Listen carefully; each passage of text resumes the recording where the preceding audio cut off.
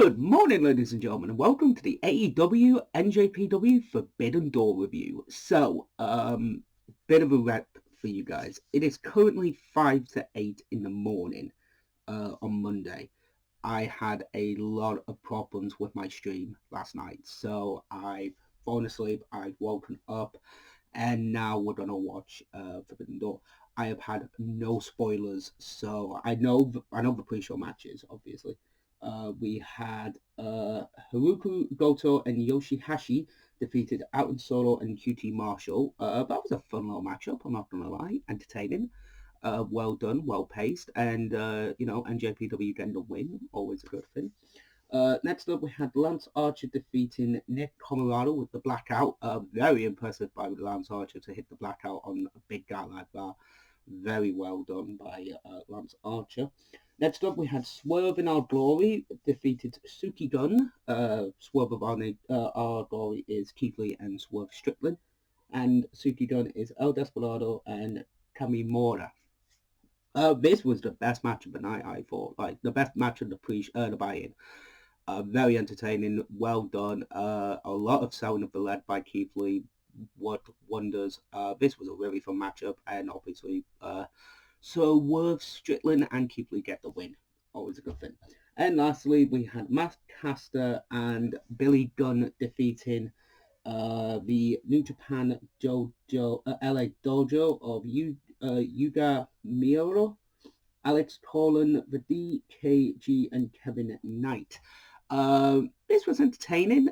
It was weirdly a 4-on-2 handicap match because the Ass Boys, Colton and Austin, ran after Danhausen for giving them custom entrance music, so that was weird. But at least Matt Caster got the win with the mic drop, so all is good.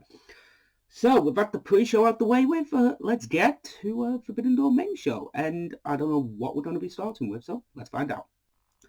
So, our opening contest was Minoru Suzuki versus with Sammy Guevara and Chris Jericho taking on, give me a moment guys, Eddie Kingston, Shota Umi, and Wheeler Yuta. This was a fun opening contest. Very well paced. Ty being at ringside kind of works as a valet, kind of does. Sammy with a bat during the match as well, but that, thank God, doesn't play into the finish, the actual finish of the match. It does stop the process of the finishing match, but luckily Judas Effect onto Shota to get the win for Jericho, and the team advantage goes to the Jericho Appreciation Society, with that Blood and Guts match being this Wednesday. I am looking forward to it. I'm not gonna lie, ladies and gentlemen. I think that's going to be a good main event. But this was a fun tag team matchup. Well done, well paced, interesting as well to see 6 different styles all work together. Because this is a very weird show, because so many people are injured in AEW at this moment in time that they've had to kind of scramble together this show. But to be honest, it's been really good. The pre-show was good, and the first matchup is very excellent. So let's not waste any more time, guys. I believe our next matchup is going to be the Triple Threat Tag Team match for the IWGP Tag Team titles and the Ring of Honor Tag Team titles, I believe. So let's not waste any more time and get into that matchup, shall we? Let's do this. So we've just had FTR's Cash Wheeler and Dax Hardwood versus the United Empire, the Great Old Khan and Jeff Cobb, taking on Roppongi Vice, Rocky Romero, and Trent Beretta for the IWGP and Ring of Honor Tag Team titles. My God, this was a damn good matchup. My word, this was incredible. Fucking hell. Dax Hardwood gets his shoulder popped out a little bit. Hope he's okay. Hope it's just a light something, just not a painful thing. But ladies and gentlemen, this match was fucking incredible. Hardcore hitting, just my God, it was brilliant. It was awesome. It was a great tag team matchup, and FTR get the win and become the new IWGP Tag Team Champions and stay the Ring of Honor Tag Team Champions. We have Juice Robinson and I believe that is Jay White talking, part of the Bullet Club. Somehow they are backstage, but Will Ospreay doesn't have the US belt. Okay, that is, fuck that shit. Hopefully we will get a match between those two. Hopefully Will Ospreay will get the IWGP United States Championship. So, ladies and gentlemen, let's carry on with this show. So far, 2 matches in, and it's been bloody brilliant. Let's do this, ladies and gentlemen. So, we just had Pac versus Clark Connors versus Miro versus Malachi Black for the All-Atlantic Championship. My God, this was a fun matchup as well. Fatal 4-way with these 4 guys. This was my first look at Clark Connors, and I've got to admit, I am impressed by him. I think he's very entertaining. Well done in this match. For somebody who wasn't supposed to be in the match, really brought it, I thought. Very entertaining. Malachi Black, Miro, and Pac all are very good. But my boy from Newcastle becomes the first ever All-Atlantic champion. Pac wins via submission. I'm a happy, happy boy right now, ladies and gentlemen. Oh, this is going to be a good show, ladies and gentlemen. Right now, we are currently going to be having the Bullet Club versus the Dudes with Attitude. Oh, let's not waste any more time, guys. Let's get into our next contest. Holy shit! So, obviously, it's the Dudes with Attitude versus Bullet Club, but Sting doesn't come out. It's like, where the fuck's Sting all of a sudden? So, Bullet Club come out, obviously, and then all of a sudden, lights go out. Sting's at the top of the rafters, old school Sting, but then all of a sudden, lights go out again, lights come on, Sting's on top of the good guy entrance, and he jumps off and fucking takes out Bullet Club. What the fuck is this man doing? He's like nearly 70 for fuck's sake, and he's doing shit like this. Holy crap, that was amazing. So the match is going on as we speak. I just wanted to get that in because, oh my God, that was awesome. So let's get to the matchup, ladies and gentlemen, because holy shit. Okay, so we're still within the 6-man tag of Dudes with Attitude versus Bullet Club, but I gotta admit, holy shit, Sting's the MVP of this match. Sting is fucking brilliant in this match. He's selling great. Yes, okay, fine, he may be overselling a little bit too much when it comes to overpowering stuff and stuff like that, but at the same time, why am I getting flashbacks to old school Sting in WCW? It's like the guy's never missed a fucking beat. He's bringing this fucking A-game at Forbidden Door. I've got to admit this one, ladies and gentlemen. But I want to talk about as well all the intertwining stories, how they've managed to get people in and still make it relevant to the story that's being told. It is brilliant. I mean, yes, we've had a lot of changes in this match, but at the same time, all the changes and all the other participants make a lot of sense. They've had history in the past. In case of Shota Yumi, his father is Red Shoes, if you didn't know. And Jericho attacked Red Shoes and him when he was when Shota was still a young boy in NJPW for the US title. So it is one of those weird things where it's like, it does work, and as well as all that, Lapon Device, they've never held the IWGP heavyweight tag team titles. They've held the junior heavyweight tag team titles, so them being in the match makes sense. Clark Connors is the only one that isn't really, it's hard to, squish him in together, squish him in the show, but he did win a match to be in the All-Atlantic Championship match, so that makes sense. So the matches make sense when it comes to the replacements, and that is really good. I believe the only match that isn't been tampered with changes is the Thunder Rosa versus Tony Storm match. I could be wrong on that one. There might be another one down the line. I'm not going to double check this one, but this match is good. Like, this is a really fun matchup, and I've got to admit, Sting is the MVP of this match. Like, Darby's doing great. Shingo Shingo is doing great as well. The Young Bucks. El Fantasma is really good as well. I've got to admit that one. Darby Allin with a coffin drop on the outside onto Hukaleo. That was impressive. But yeah, this match is really good. Like, these matches are awesome. When I watched NJPW versus Ring of Honor Supercard of Honor I believe that was for episode. Let me just double check which one it was. I can't remember what it was. No.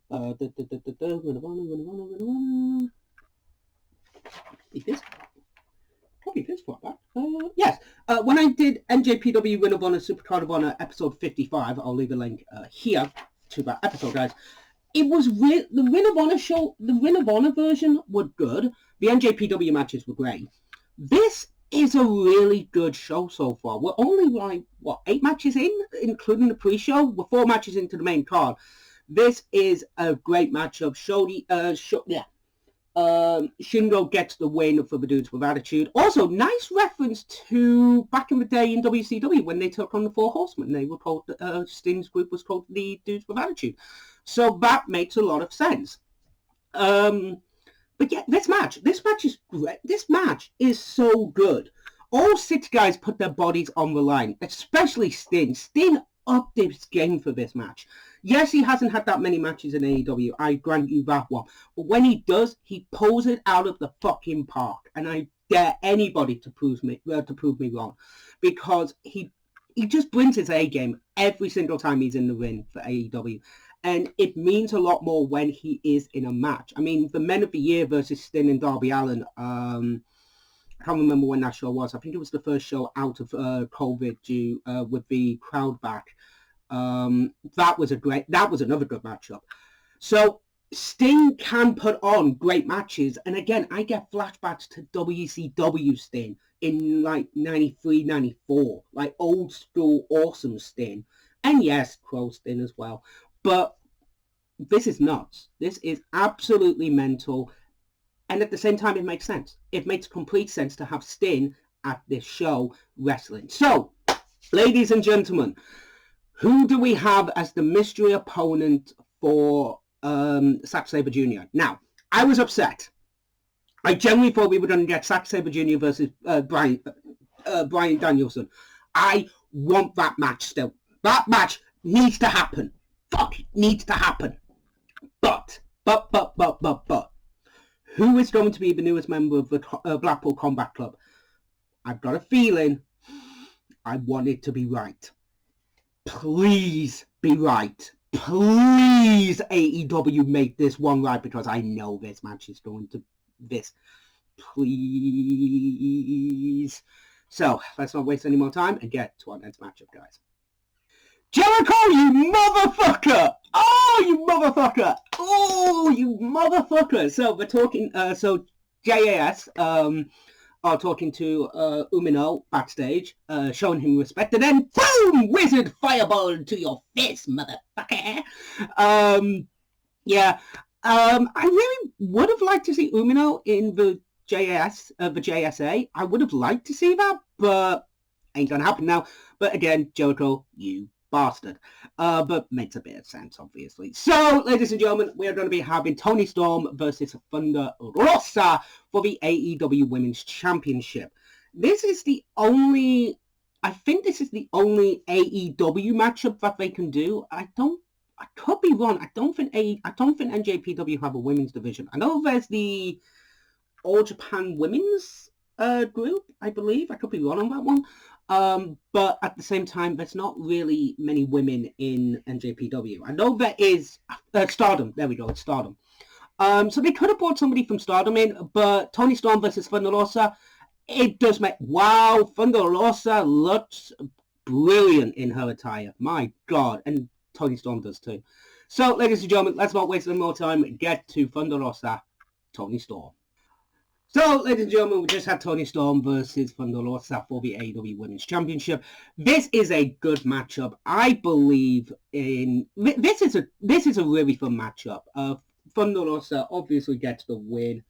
I do feel bad for Thunder Rosa. I feel like Toni Storm will get a rematch down the line. But this match was really good. It was entertaining. It was well-paced. The crowd were into it.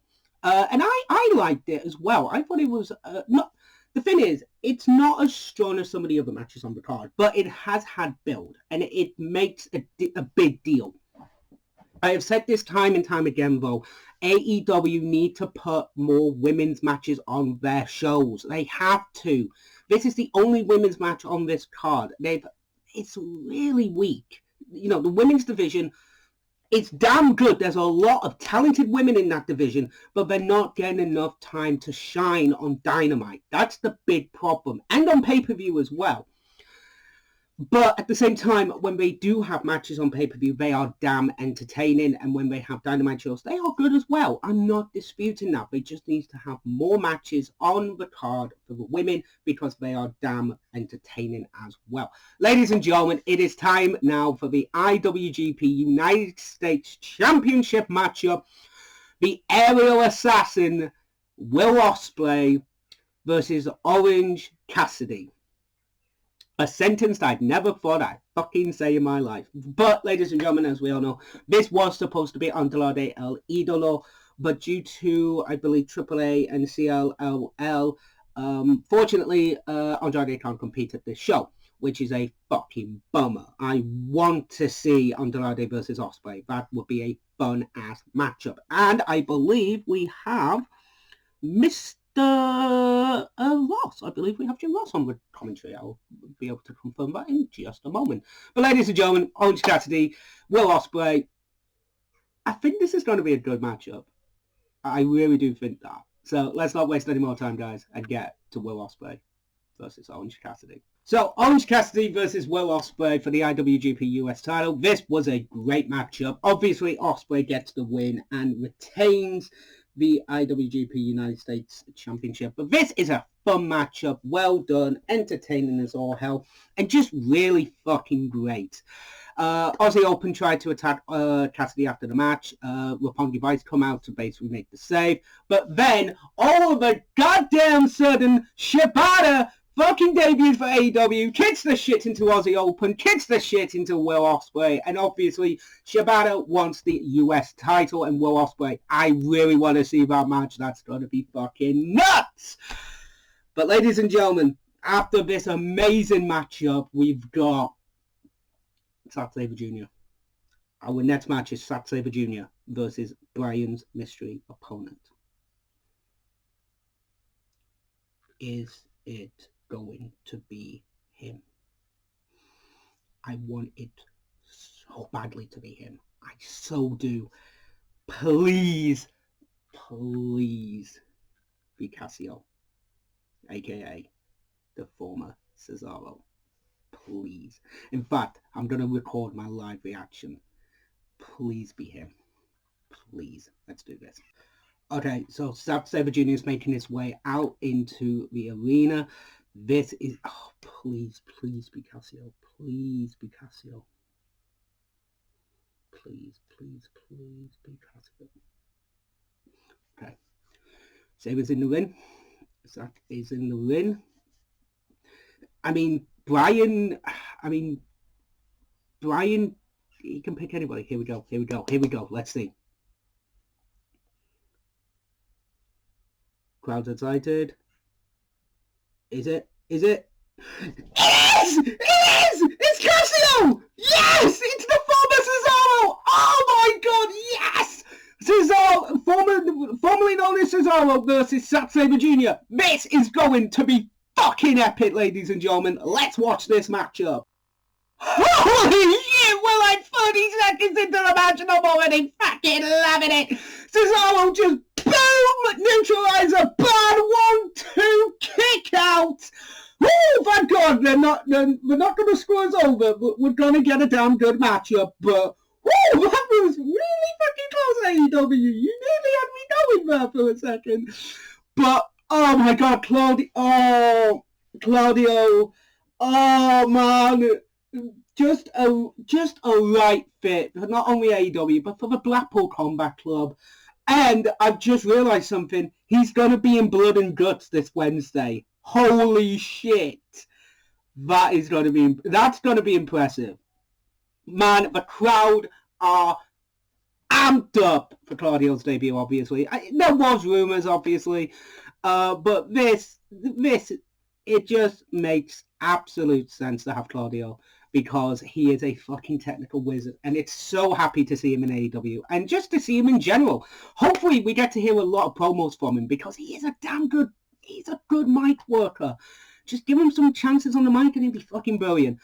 They're building him up as well on commentary. They're saying that, you know, he is a fucking veteran. You know, if you have him in any locker room, he's a team leader. This is going to be a good matchup, but let's just watch it, ladies and gentlemen, and just enjoy pure technical wrestling. Ladies and gentlemen, I am going to need a fucking cigarette after the matchup. Ladies and gentlemen, Claudio versus Sac Saber Junior. Oh my God, what a matchup. This was amazing. We've still got the IWGP heavyweight title match. We've still got the Interim AEW title match. This, I am sorry, is my match of the night. Claudio gets the win after the neutralizer. But what a fucking showing from both men. Entertaining as all hell. Having Claudio in the Blackpool Combat Club, as I said before, is the right choice for him, and to have him with Regal is going to be fucking incredible, ladies and gentlemen. Wow, this match, my match of the night. I don't care what anybody says. It's this and the Trios match. Trios match has to be second so far on the night. But, ladies and gentlemen, let's not waste any more time and get to our first of two world title matches. It's either going to be the interim... the interim titles are our main event. So in our semi-main, it's the IWGP World Title, Jay White versus Adam Page versus Adam Cole versus Kazuchika Okada. My God, what a match from NJPW. This is going to be awesome. So we just had the IWGP World Heavyweight title match. Jay White versus Adam Page versus Adam Cole versus Okada. This match was entertaining. It was well done. It was well paced. It was brilliant. Everybody loved all the guys involved in this match. Just a all-round awesome matchup. Just brilliant at the end of the day. This was just a fun fatal four-way. They played off, they played off everywhere, and they played off really fucking well, I thought. And Jay White getting the win on Adam Cole, that was a shocker. I generally thought it'd be Page eating the pin, but no, it was Adam Cole, which is very surprising. But nevertheless, guys, this was a fun matchup. So let's talk about this show before we get into our interim AEW title match. This was a damn good show. Out of the two I've seen NJPW put on with Ring of Honor and AEW respectively, I am not going to lie, this was my favorite match. This is my favorite show between NJPW X, another wrestling promotion. It's just well done. It's well paced. It's been fun. There's not really been a weak match on this card, I don't think. Personally, all the matches have been excellently done and brilliantly performed as well. It's been great. Entertaining, well done, well paced. The show has been just top to bottom beautifully put together. And again, they have had to do changes, obviously, but at the same time, luckily, ladies and gentlemen, they have managed to intertwine a lot more stories involved as well, with that being said. So, ladies and gentlemen, our main event was going to be Punk versus Tanahashi. I don't think that would have been a good matchup. I think it would have been a fun matchup, do not get me wrong on that one, but Marsley versus Tanahashi, oh fuck yeah, this is going to be a great matchup. This is going to be good for the AEW title. Do I think Tanahashi's going to win? No. I love Tanahashi. I think Tanahashi's fucking incredible. But I just think with the travel, I don't think Tanahashi's going to win. It's going to be a great matchup, but I really don't think he's going to win. I think Moxley's going to become a two-time champ, personally. But, interim AEW champ. So, ladies and gentlemen, let's not waste any more time and get to our main event.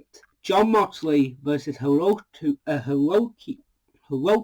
Tanahashi for the interim AEW World Title. So we just had Jon Moxley versus Tanahashi for the interim AEW Championship. This was a fun matchup, ladies and gentlemen. Well done, well paced. Everything about this match was just brilliantly done, guys. This was brilliant. This was a fun matchup. Marsley gets the win. JSA come out. Combat Club come out with Kingston, Santana, and Ortiz. Claudio comes out, spins one of the guys. I think it was Daniel Garcia. I could be wrong on that one. Even Regal made an appearance. This is fun. This is building up for Blood and Guts. Actually, this was a really good way to build up Blood and Guts, I thought, personally. I actually thought Claudio's debut actually makes a lot more sense now, because with that debut in the match, I think it would have meant a lot more when he came out at the end of the show. Have the match and then have him come out at the end. Brilliant way to build him up and build up this fucking god-tier talent in Cesaro Claudio now. So, ladies and gentlemen, NJPW AEW is in the books. What did I think of it? This was a fucking brilliant show. Entertaining. I did have to watch it in the morning, guys, but I'm not going to lie, I'm very happy I still saw this show. So, ladies and gentlemen, that is the show over and done with. I will see you for CWS on Wednesday. And, ladies and gentlemen, I will see you later on that day for Blood and Guts. Ladies and gentlemen, see you later. TTFN. Ta-ta for now.